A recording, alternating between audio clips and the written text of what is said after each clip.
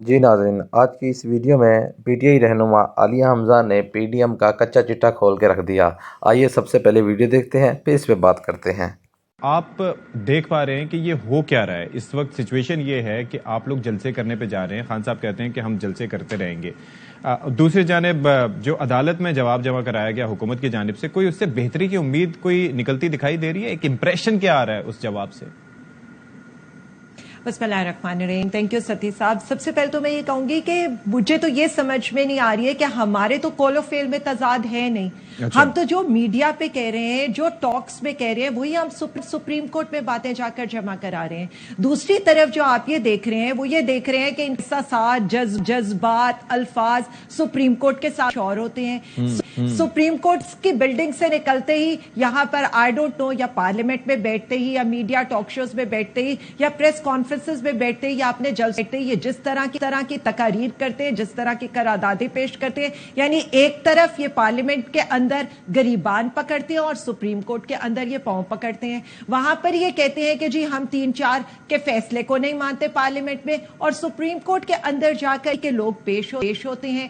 مجھے یہ بتائیں، فاروق ایچ نائک نے فل کورٹ کی اپلیکیشن واپس لی تھی، اب پوری پی ڈی ایم اور قومی اتحاد جو ہے وہ کیا کہتے ہیں، جی فل کورٹ کیوں نہیں بناتے ہیں؟ اس کے علاوہ وہاں پر یہ مذاکرات کو مانتے ہیں، مذاکرات کی ٹیبل پر آ کر بیٹھتے ہیں، یہاں پر اس ساری چیز کے اوپر بات ہی نہیں کرتے کہ الیکشن کس دن ہوتے ہیں، اور وہاں پر جا کر اب سپریم کورٹ میں جا کر کہہ رہے ہیں کہ ہمیں مذاکرات کے لیے آپ اور ٹائم دے دیں۔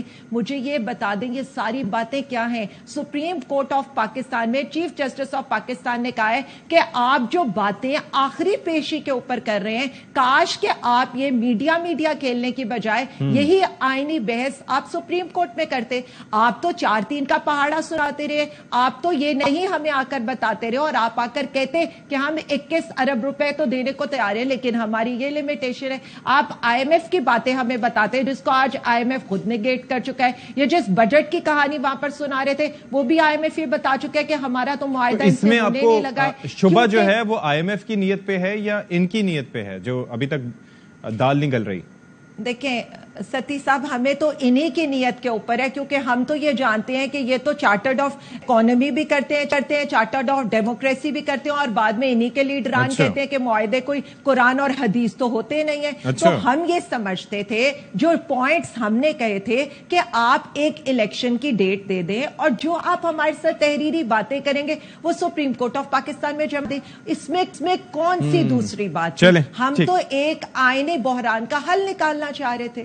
ٹھیک ہے شیلا رضا صاحبہ، یہ جو گفتگو فرمائی عالیہ حمزہ نے، آپ اگری کرتی ہیں اس پوائنٹ سے کہ لوگوں کی ظاہر ہے کہ وہ نیت نہیں ہے معاملات حل کرنے کی، اور خاص طور پر حکومت میں آپ بھی شامل ہیں تو ظاہر ہے کہ آپ سے متعلق بھی یہی بات؟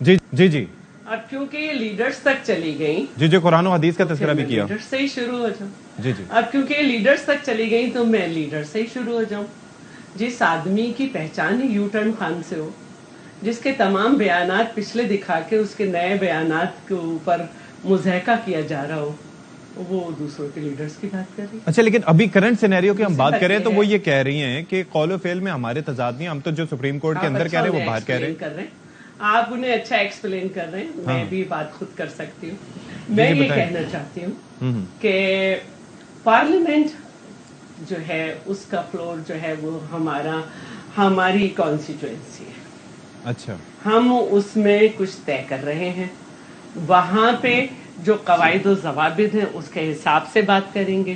جب کورٹ میں جائیں گے تو کورٹ کے قواعد و ضوابط اس کے دائرے میں رہ کے جواب دیں گے، اور کوشش کریں گے کہ اداروں کو بھی ان کے دائرے یاد دلائیں، ورنہ بعد میں جیسے ایک ادارے نے اب کہا کہ ہم اے پولیٹیکل ہو جائیں گے، جب پاکستان پہ تھرڈ آپشن تھوپ کے سارے مسائل پیدا کر دیے، تو یہ نہ ہو کہ بعد میں کسی اور ادارے کو بھی مسئلہ ہو۔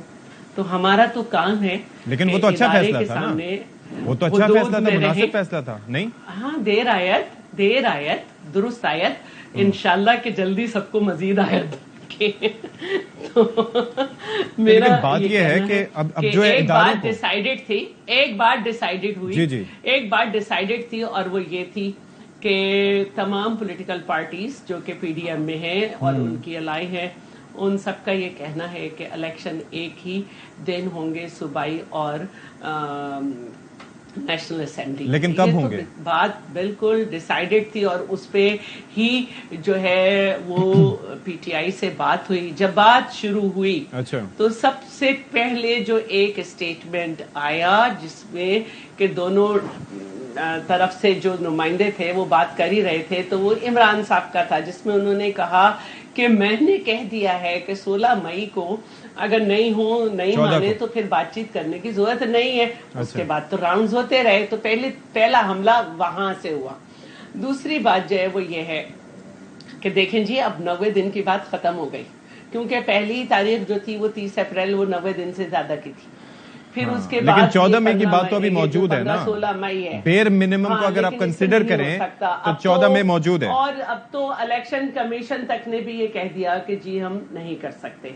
तो अब ये बात खत्म हो जानी चाहिए, क्योंकि इसको लेके मुल्क में जितना बहरान हो सकता है वो हुआ, लेकिन इस पे अमल। लेकिन मेरी एक बात सुने, आप ये फरमा रही हैं कि हमने बात की, हमने अग्री किया कि एक वक्त में इंतखाबात होने चाहिए, तो यही इस बात पे अग्री तो तहरीक इंसाफ भी कर रही है।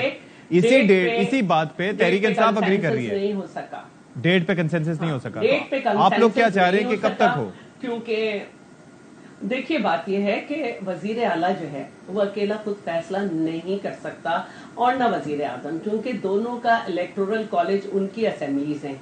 एक वजीर आला मजबूर हो सकता है कि 99% लोग ना चाह रहे हो कि असेंबली टूटे और वो तोड़ दे, लेकिन 112 जो है वो सिर्फ यही नहीं कहता कि वजीर आला तोड़ दे, बल्कि वो आपको पूरा आइन हर एक का इलेक्टोरल कॉलेज समझा रहा है कि नून लीग मान भी गई आला को तो पीपल्स पार्टी नहीं मानेगी।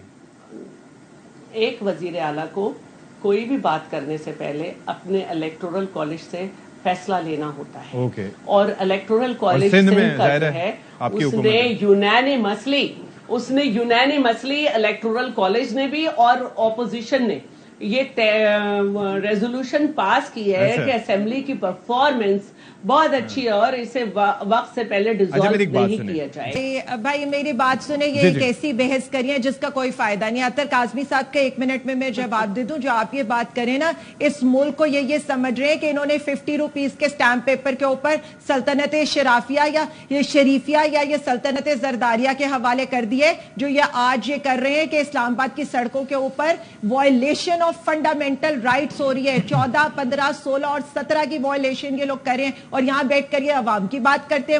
मुझे तो लगता था जयशंकर की बेइज्जती का बदला देंगे, ये नहीं पता था कि जयशंकर की बेइज्जती का बदला अपनी पाकिस्तानी माँ और बहनों से लिया जाएगा। जो पहले पोर्शन में इन्होंने बात किया, आइन और कानून, पार्लियामेंट, सिलेक्शन या अवाम, ये कौन से अवाम के सिलेक्टेड नुमाइंदे? कहां पर अवाम ये कहती है कि 55 सीटों वालों को जाकर आप वजीर जो है वो बना दें, फॉरेन मिनिस्टर बना दें, और वो भी आपकी दुनिया जहान में बेइज्जती करा कर आ रहा हो। बेसिकली इस जमात को आइन, कानून, अवाम, कवायदो ज़बाइद का उतना ही पता है जितना बिलावल जरदारी को फॉरेन मिनिस्ट्री का पता है। फिर इन्होंने यहां पर कहा यू टर्न कह ले, मैं उसको ए टर्न कहूं, बी टर्न कहूं, जी टर्न कहूं या वाई टर्न कहूं, कि कल जो है, कल खुद इनका लीडर मुकरा है दिसंबर 2022 में मोदी को गुजरात का बुचर कहने वाला। कल वहां जाकर क्या कह रहे, मैं तो बरतानवी शहरियों का हवाला दे रहा था, या मैं उस स्टेटमेंट को कौन सा टर्न कहूं कि जहां पर एक तरफ जलसे में आप मोदी का यार नवाज शरीफ को कहते थे और परसों आप खुद ही आलिया साहब, मैं थोड़ा सा इस पे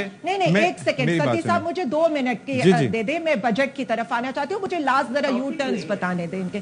फिर आपने जो ग्रेटर पंजाब का बनाने वाला नवाज शरीफ था, आप तो खुद उसके इत्तेहादी बना गए, तो आप लोगों के यू टर्न्स को मैं क्या कहूं? मैं उस तरफ नहीं आती घसीटने वसीटने की तरफ। और फिर ये जो इमरान खान की बात करिए, एक तरफ मुज़ाकरात की टेबल पर बैठे हुए थे, दूसरी तरफ सिंध असेंबली के अंदर रेजोल्यूशन पेश कर रहे थे कि हमारी असेंबलियां मुद्दत पूरी करेंगी। तो मैं इन दोनों बातों को कहां से रिलेट करूं? फिर आ जाए आप बजट के ऊपर। इनके जो बजट की कहानी है, मुझे ये बताए कि 2018 का बजट जो है वो अप्रैल में पेश हुआ था। अब बजट क्यों नहीं पेश हो सकता? आईएमएफ इनको ये कहता है, और बजट तो आईएमएफ का पेश होना है। अगर ये आईएमएफ का पेश नहीं करेंगे तो इनके 3 रिव्यूज पेंडिंग है, जून के बाद अगला रिव्यू भी आना है। ये कहां से इन आएगा? तो जिसकी आगे हुकूमत आएगी उसके गले पड़ेंगे। अच्छा, आप अपने पॉइंट ऑफ व्यू दे दिया, ठीक है, ठीक है, दूसरी ये चीज, आइन ये कहता है और आइन के अंदर है कि निगरान हुकूमतें अपने डेली अफेयर्स चलाने के लिए 3 महीने का बजट दे सकती हैं। उसके बाद जब निगरान हुकूमतें जाएंगी, जो हुकूमत आएगी वो इलेक्टेड करेगी। हुकूमत आएगी वो फैसला करेगी। अब ये इनके हालात क्या है? इनके हालात ये है कि जी ये जो बजट बनाने लगे, बजट के पेपर्स मार्च में पेश होते हैं। अभी तो इन्होंने बजट का paper, it's going to be mid of May, इन्होंने तो अभी तक वो अच्छा, पेपर नहीं मैं- पेश किया है। तो ये मैं- कौन से बजट की तैयारियां कर रहे हैं? जी नाज़रीन, आलिया हमज़ा का कहना है कि इनके एहसासात और जज्बात और अल्फाज सुप्रीम कोर्ट के साथ कुछ और होते हैं और सुप्रीम कोर्ट के निकलते ही इनके बयानात तब्दील हो जाते हैं, किरदारदाद भी पेश हो जाती हैं, यानी सुप्रीम कोर्ट में जाकर पाँव पकड़ते हैं और पार्लियामान में जाकर गिरबान पकड़ते हैं। पार्लियामान में जाकर ये कहते हैं कि हम 3-4 के फ़ैसले को नहीं मानते और उसके बावजूद इतने बेशर्म हैं कि सुप्रीम कोर्ट में उसी बेंच के सामने पेश हो जाते हैं। और साथ ही साथ उन्होंने ये बताया कि ये अपने आप को जमहूरियत के बड़े ठेकेदार कहते हैं। इनको नहीं पता कि इस्लामाबाद में क्या हो रहा है, फंडामेंटल राइट्स की वायलेशन हो रही है। और साथ ही साथ आलिया हमज़ा का कहना है कि मुझे नहीं पता था कि ये जयशंकर का बदला अपने ही अवाम से लेंगे। इस जमात को आइन का इतना ही पता है जितना बिलावल को वज़रात ख़ारजा का पता है। अपनी राय कमेंट में ज़रूर बताइएगा। तब तक के लिए मिलते हैं अगली वीडियो में। अल्लाह हाफिज़।